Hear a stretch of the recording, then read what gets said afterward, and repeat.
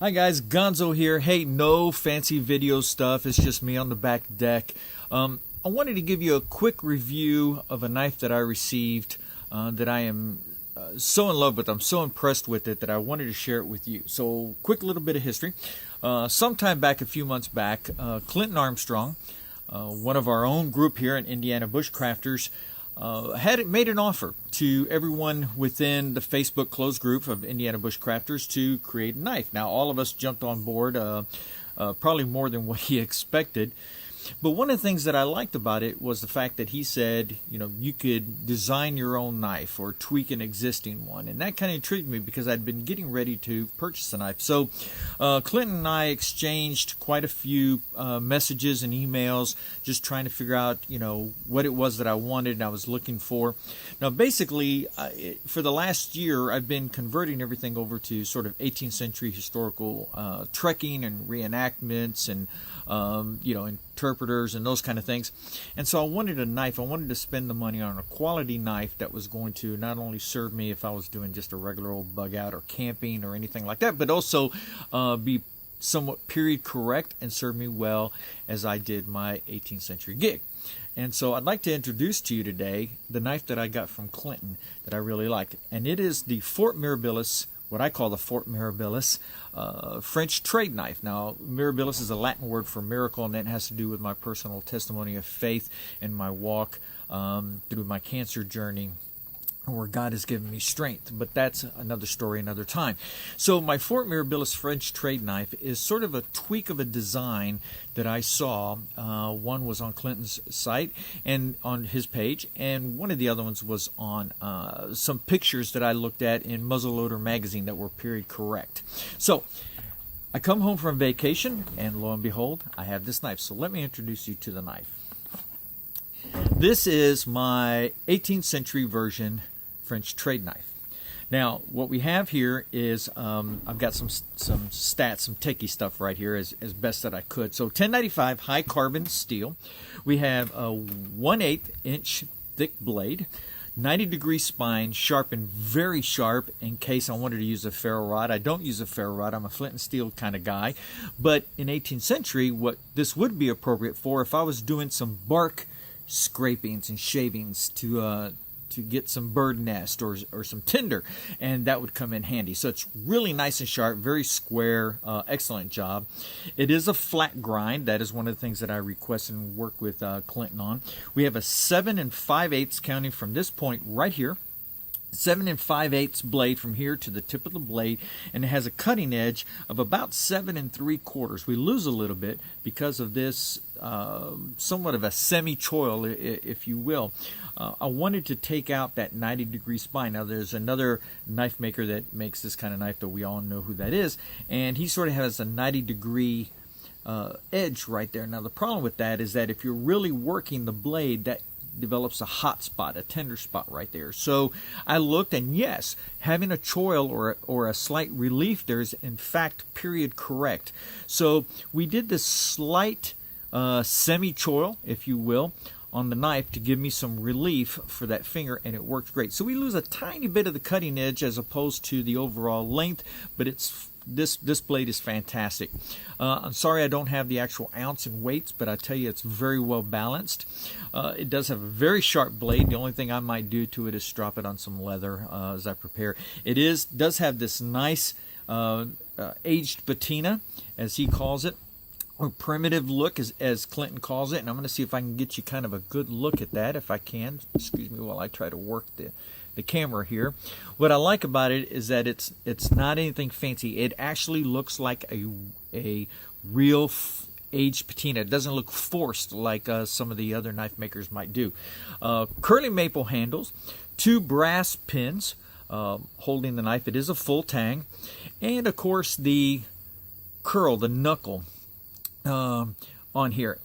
I love this look, first off. The second thing is that this curl, this knuckle, offers a lot of advantage. Now, one, I have seen some actual true period knives that were built very similar to this, but the handle was very thin. It still had the knuckle, the curl, but the handle is very thin. This handle is just about right, not too small, not very large. It fits my hand extremely well. As you can see, I'm going to try to get you a good shot here. You can see where the relief on that semi-choil works. Sorry, I'm looking at the camera trying to make sure you get a good shot of that.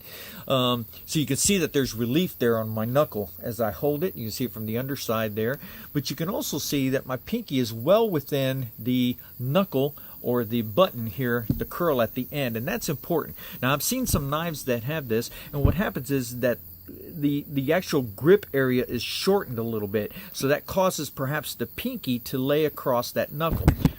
This one, my hand, all four fingers do fit within this area, this space between this semi-choil and this curl right here, and my hand fits well. I'm sorry, I'm hoping you can kind of see that. Maybe I can turn it this way a little bit. How's that work, guys? Can you see that very well? Okay, so the other thing is, the other thing why I like this curl, this knob here, is that when it is in the sheath, and we'll get to the sheath in a minute, when it's in the sheath, now remember, we're doing 18th century, so in the 18th century, this would be sort of in a cross-draw fashion inside my belt or inside my sash with a thong tied to the sash, so that way it holds the sheath from slipping. So as I would reach in and draw, cross-draw, it allows this curl, this button, actually allows a purchase for my finger to grab, which eases in the drawing of the blade. So if this sheath is extremely tight, or if my hands are wet, whatever it may be, that is a great place to be able to grab and be able to pull, and you already have a good grip. So that's a solid purchase. Same thing if I used, instead of a cross draw, if it's sitting in cross draw, but I used the same side hand and I was going to do this kind of draw, okay, it would actually, my index finger would actually grab that and pull it up, and again, I have a good solid draw. So that is extremely well done. Love the fit and finish on this. It's pretty enough, man, that I really want to show this thing off to all my friends. I have a couple of friends that are already drooling about this. I really want to show it off, but it's not so pretty that I'm afraid to use it. Would I baton with this? 1/8 inch thick? Sure. I would do some light to maybe some light medium batoning. Could it take medium batoning? I think so. I would just be very careful with the end if I was going to. I have other utensils, tomahawks and things that I can do some heavier batoning or cutting if I need to. But what I like about this blade is I can do some skinning. I can do some basic light camp craft if I need to, cooking, whatever I needed to do with this knife. In fact, hopefully here, what I'm going to do here in a minute is show you what else this knife can be used for. If I get a chance, I'm going to try to do a second video of usage in the field and in the kitchen. So this is our version, Clinton and I, our coordinated efforts at the Fort Mirabilis French trade knife, 18th century, trying to go period reenactment, holding as period correct as possible, but still with modern conveniences and things that work well. And I am extremely impressed. It is so well balanced. Look, I teach Filipino eskrima and arnis, knife and stick fighting, and so I'm kind of a knife guy. I'm not a fancy high-dollar knife guy. I'm just whatever's practical, whatever works. And I'm telling you, I could defend myself very well with this blade. It's just balanced. It doesn't sit back in the hand too heavy, nor does it have a forward weight heavy blade. I mean, it is literally balanced just about perfect, right where it should be. And for someone who wants to move with the knife, man, this thing is the bomb. Well done, Clinton. So let's talk about the sheath for a minute. So the sheath, I'm not sure of the ounce weight that he used in this leather, but it is extremely well done, very basic, very simple. I'm sorry if you hear noise in the background, but my German Shepherd and my Border Collie are playing. It does have a flap. Now this would be the back flap that would go inside toward the body. A lot of times in 18th century reenactments, they wear a belt and a sash over it. So this would go over the belt. This would fit over the belt, between the belt and the body, and the sash would actually cover that. The two holes back here, I don't know if you can see that. There you go. The two holes in this leather right here are for a thong, or as Steve Davis of Stillwater Bushcraft calls a wang. So this is for the wang, and that thong or that wang is what ties it to your belt or your sash. And it is of some really nice, I don't know if you can tell, I'm going to try to get you guys a good shot of that. Heavyweight leather, very basic, but it is a solid sheath. I plan on molding it a little bit. In fact, I was talking to Clinton about whether I should wet mold it, and he was telling me, perhaps a little bit of oil. Now, I don't like my knife to sit that deep in a sheath like that, and that's because I need to be able to have access to it. This is so tight as it is, and once I wet mold it, this thing will be so form-fitting, so perfect. It'll be phenomenal. So I will oil it, get it wet. We're going to wet mold this, and of course we'll protect our knife with saran wrap, you know, the usual things that we do when we wet mold a sheath to a particular blade. So we're going to wet mold this thing, but I look forward to this sheath and this French trade knife here to last us for quite some time.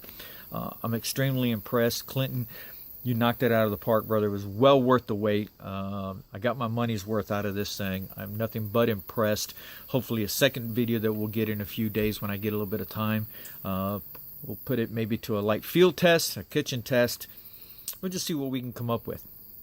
And try to see how that edge holds up. So this is from Clinton Armstrong, who made this, and Indiana Bushcrafters. He's on our group, our closed Facebook group. He's got his own Facebook page, Deer Creek Wilderness Outfitters. He's also got his own Facebook page. Look, man, look the guy up. He's a wonderful guy, nice guy. Great thing is, if you live in Indiana, he's a local guy in Indiana. You couldn't ask for better. Made in the USA, made in Indiana. Man, he's a neighbor. You couldn't ask for anything better than that. So that is our review, as such as it is. Sorry, nothing fancy, nothing scripted. I'm just flying by the seat of my pants here. But I wanted to share this thing, man, because I am knocked out by this. Can't wait to get to Kokomo and Mississinawa and Feast of the Hunter's Moon and several of the other reenactment events, and get to use this blade and make everybody drool with envy. Isn't that cool? All right, guys. Thanks so much for listening to Gonzo Psychobabble, man, and this review. Well worth the wait. Clinton Armstrong, you knocked it out of the park, my friend. I couldn't be happier. Thank you so very much. Hope you guys give Clinton a shot, throw him some business. He's one of our own, man, and he deserves to make a living for his family. Thanks so much for hanging out with me, and we'll see you in the bush. I saw, I bushcrafted. Love you guys. Have a blessed day.